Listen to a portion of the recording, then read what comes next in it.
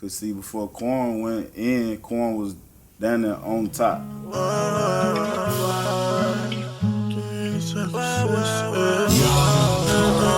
Slide Planet. That's what we trying to clear. Because motherfuckers don't know, like, for one, it could have went a whole nother way. But how can you call this man a snitch? You know what I'm saying? That's why I don't understand this. You know the value of this man. You know who mess with him, who don't. If y'all slandering his name, calling him a snitch, then that don't look good on the outside way. You know what I'm saying? Y'all niggas down there brothers. Y'all grew up together, slept in each other's houses, made music together, went to the same school. And all of a sudden, because you see this guy on the TV, you want to extort him for money. And you didn't do that. Time wasting, no man. Yeah. Time wasting. A lot of bitches wanna fuck me. A lot of niggas wanna kill me. I'm just keeping it 100, man. Somebody gotta feel me.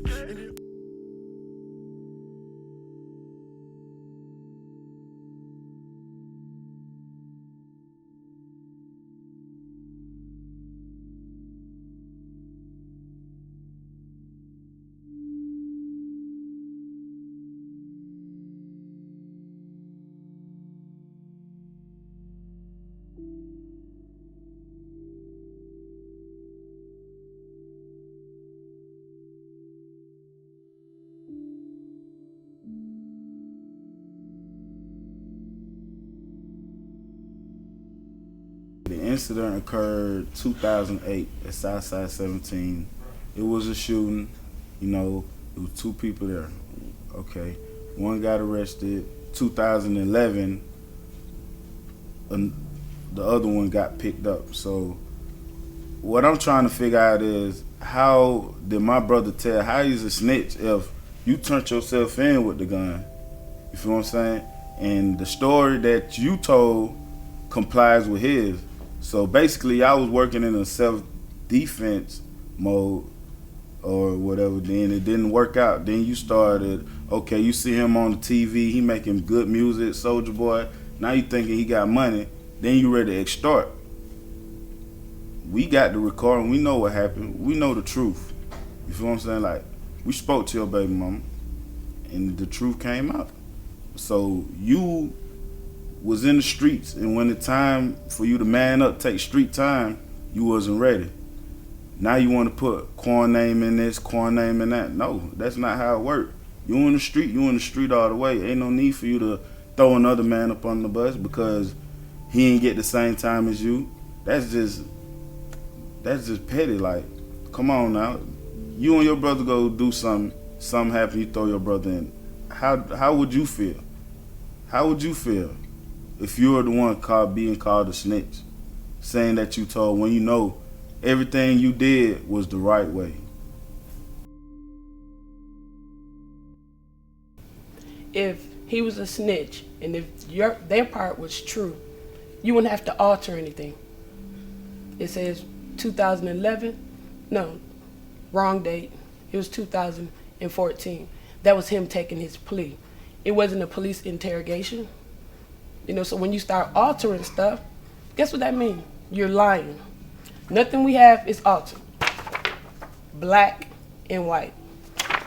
Word for word. We're not saying nobody said nothing. We're not assuming anything.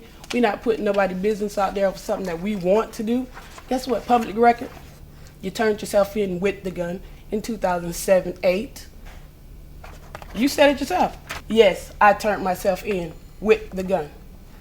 And mind you, this is the co-defendant telling on himself in 2007 or 8. So, black and white. We don't have to alter anything. You can go downtown and pay $300 and get this. So if you want to know the truth, you think we just doing a tit for tat, go downtown. You can get it, black and white. So 2008 and 2011, who doing what? If your co-defendant turned himself in 2008, and his baby mama go talk to the police in 2008. J. Thorpe Jr., City of Atlanta Police Department Homicide Unit. This videotape statement is in reference to homicide incident 08314-0168, Incident happened at 3536 Jonesboro Road, which involved the homicide investigation of Mr. Joshua Richardson. Today's date is November 9th, 2008. It is 15 hours. Sitting across from me is Miss Destiny Dent. Then Kwony get picked up 2011. Them some years to be snitching. And we've been in the same location, 5 to 6 years. The police never knocked on the door until 2011. So something in the mix not clean. Hell, you turned yourself in with the weapon. What else do you want? So I feel like you doing it tit for tat whenever he have his name on the highlights. You putting something up, you saying something bad. Because that's the only time the video goes up. Money Baby, it's MTV and this. They shoot out this snitch thing. He not a snitch, and he's still trying to keep everybody safe, and he's still being humble. He don't want us to do this because he don't want nothing, no harm to come to no one.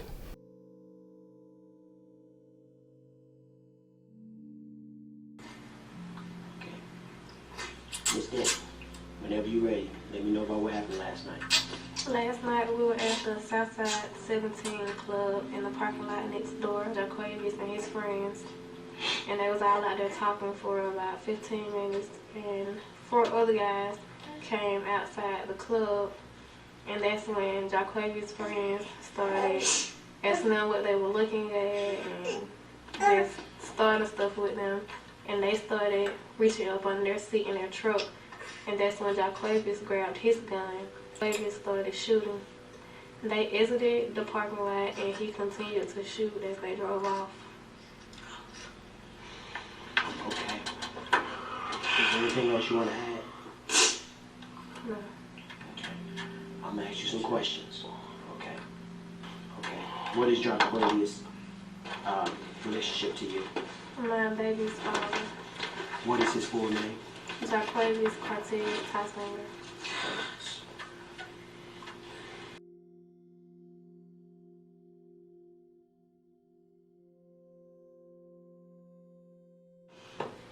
Was Jaquavius the only one that was shooting? No, it was actually another car with his friends inside the parking lot, and it was a big guy. He also shot at the silver truck too. Okay. You know what his name was? No, I believe it was Kwony, that maybe that's his nickname. He also shot at the silver truck too. Okay. You know what his name was? No, I believe it was Kwony, that maybe that's his nickname. You know what kind of gun Kwony was shooting? It was a handgun. Handgun? Okay.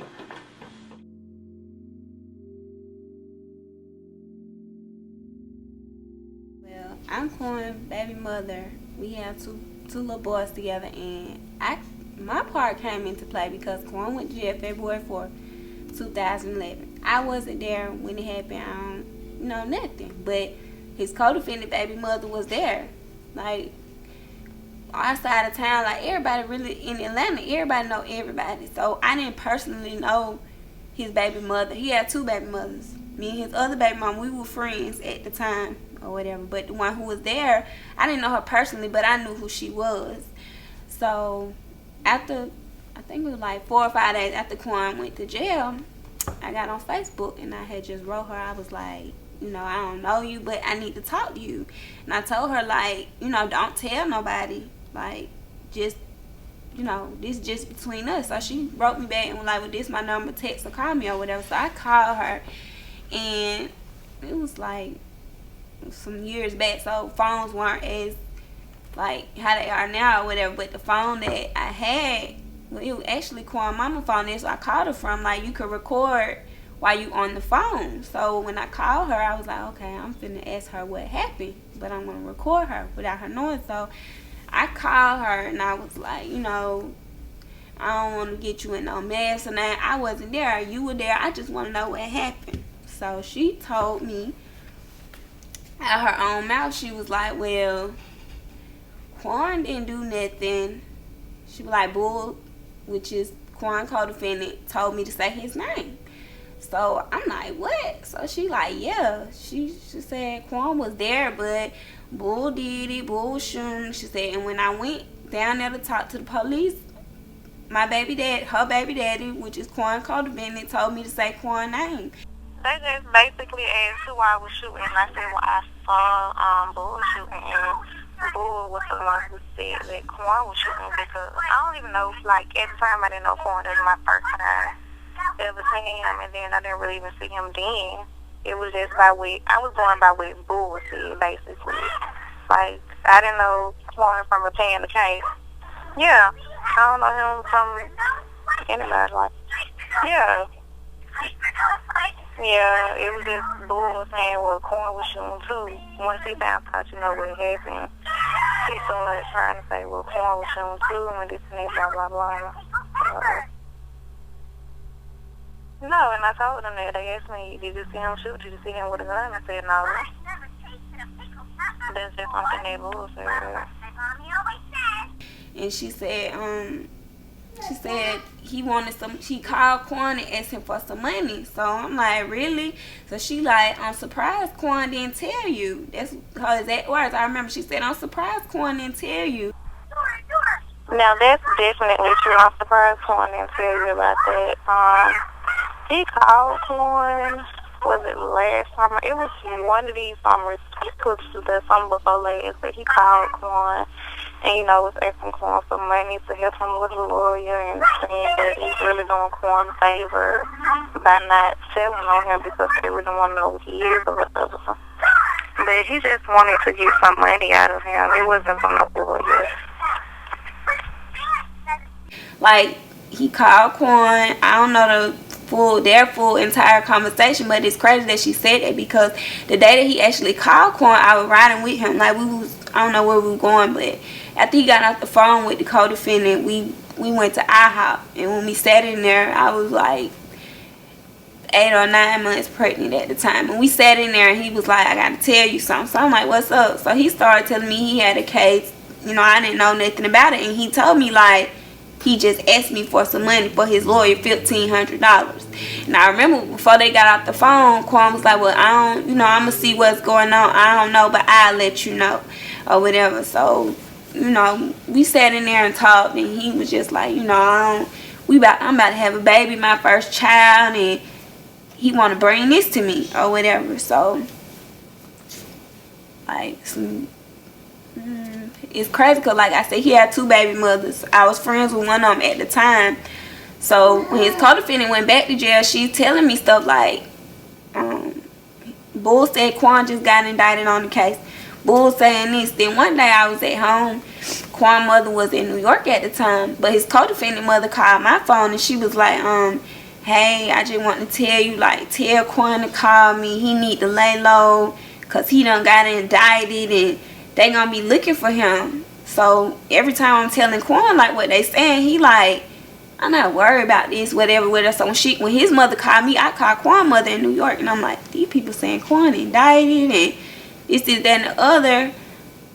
But I'm not thinking, like, how would they know any of this? Like, y'all know that he's indicted. He don't even know that he's indicted. He not even thinking nothing about this case or nothing. Because every time I tell him, well, Kwony, these folks said you indicted, you need to stay out the way, you need to get somewhere and lay low. He like, what? He's still doing shows, he's still out in the streets, he's still doing, you know, whatever he want to do. I kept on trying, and I'm trying and I'm winning. I got a lot of second chances, so I gotta take advantage.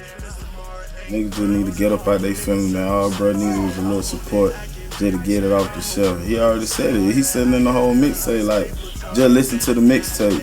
And by the way, don't sleep, Dale went gold, so thanks to the haters. For real, for real. Shout out to all that.